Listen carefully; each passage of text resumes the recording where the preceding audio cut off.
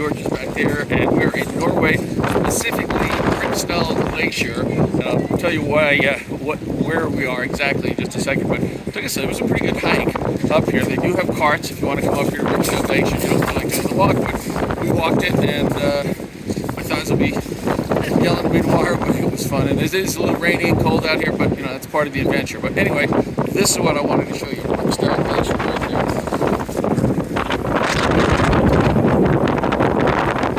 Pretty amazing. And look at the color. I don't know if you can tell the color of this water. Glacial water. It's a